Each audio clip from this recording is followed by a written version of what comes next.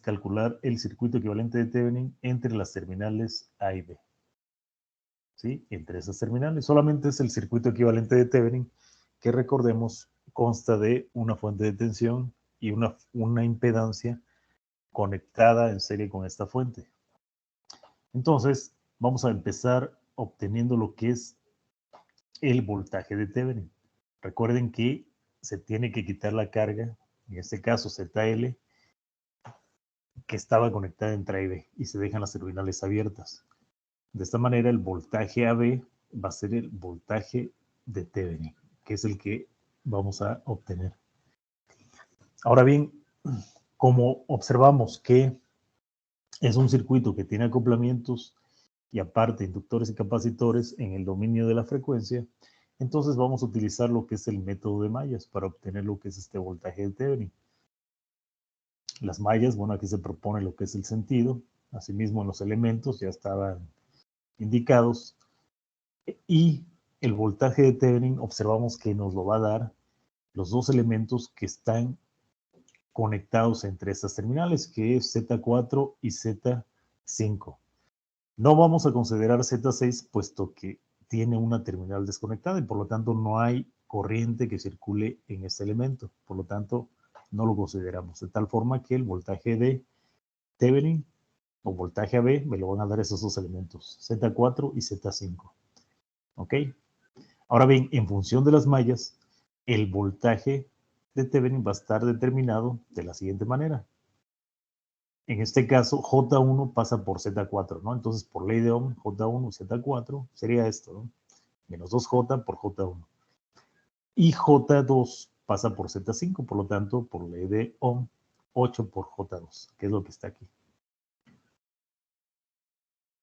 Entonces, vemos que es necesario obtener lo que es la corriente de malla J1 y la corriente de malla J2.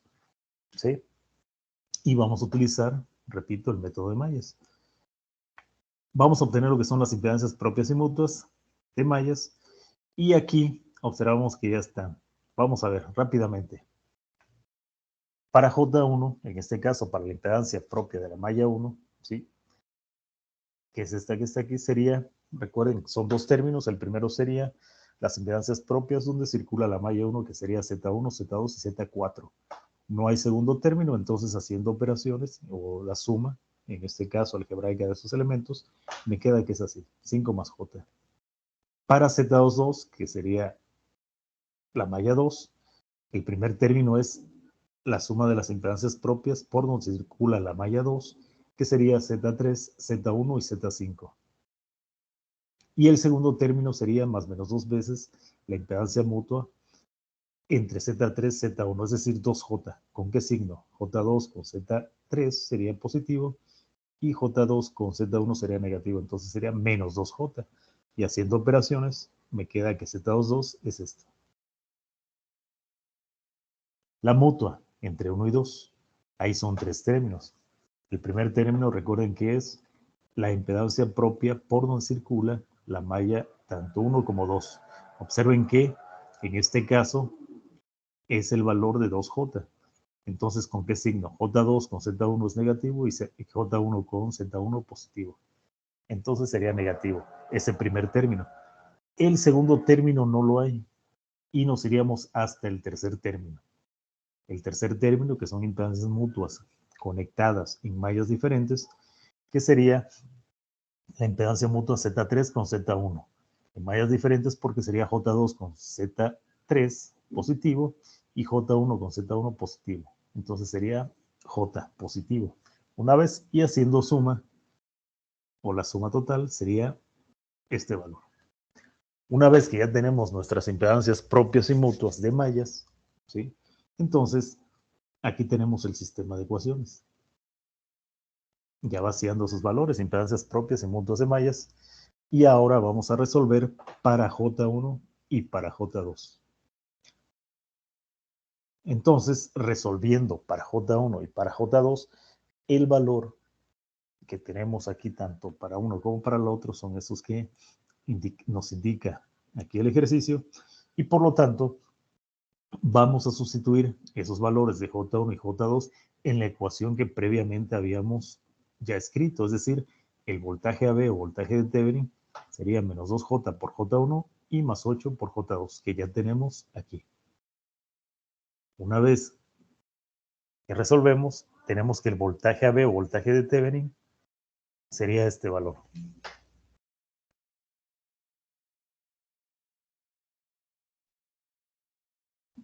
Lo siguiente sería calcular lo que es la impedancia de Thevenin.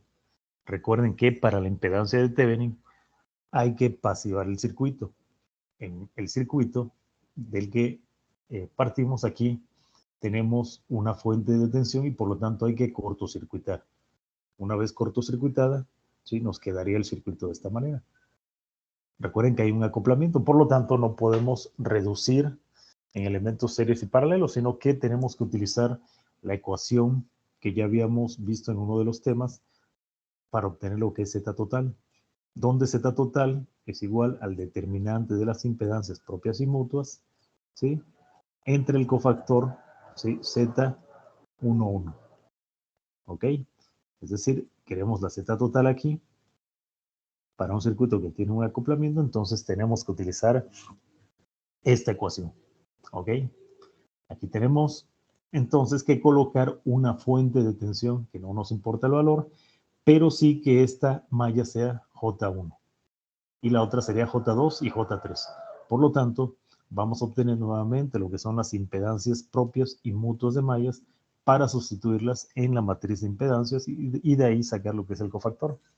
Entonces, rápidamente, para J1, es decir, para la impedancia propia de la malla 1, sería la suma de Z4, Z5 y Z6.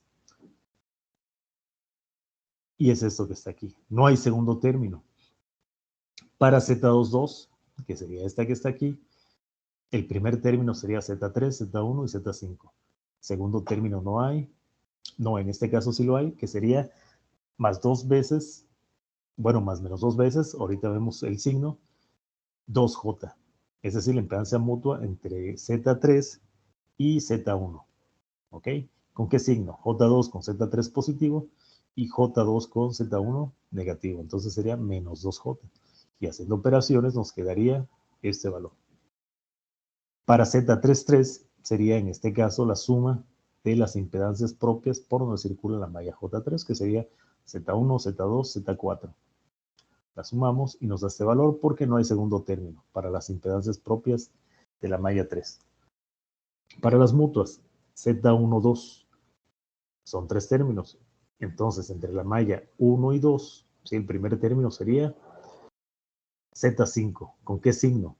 J2 con Z5 positivo y J1 con Z5 positivo. Entonces, ese primer término es positivo. El segundo término no existe.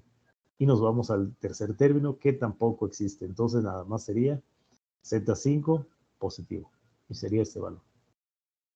Para Z13, la malla 13, el primer término de 3 sería Z4, es decir, la impedancia propia donde circula la malla J1 y J3. Entonces, ¿con qué signo? J1 con Z4 es positivo y J3 con Z4 es positivo. Entonces, sería Z4, positivo. Segundo término no hay y tercero tampoco. Y entonces sería este valor. Ahora, la impedancia mutua entre las mallas 2 y 3, ¿sí?, primer término de 3 sería Z1, es decir, la impedancia propia por donde circula la malla J2 y J3, que sería Z1 con qué signo, J3 con Z1 positivo y J2 con Z1 negativo. Entonces ahí sería negativo. Segundo término no hay y tercero sí, es decir, la impedancia mutua conectadas en mallas diferentes, las mallas J2 y J3. J2 con Z3 sería positivo y J3 con Z1 sería positivo. Entonces sería positivo más J, hacemos operaciones, sumamos y ese sería el valor de Z23. Una vez que ya tenemos las impedancias propias y mutuas de mallas, vamos a sustituirlas en esta ecuación o estas que ya tenemos aquí. ¿Sí? Tenemos la matriz de impedancias en el numerador y en el denominador obtenemos lo que es el cofactor Z11, que es este que tenemos aquí. haciendo operaciones, la impedancia de Thevenin me da este valor. Entonces ya tengo voltaje de Thevenin, impedancia de Thevenin, tengo mi circuito equivalente y por lo tanto lo presento de esta manera.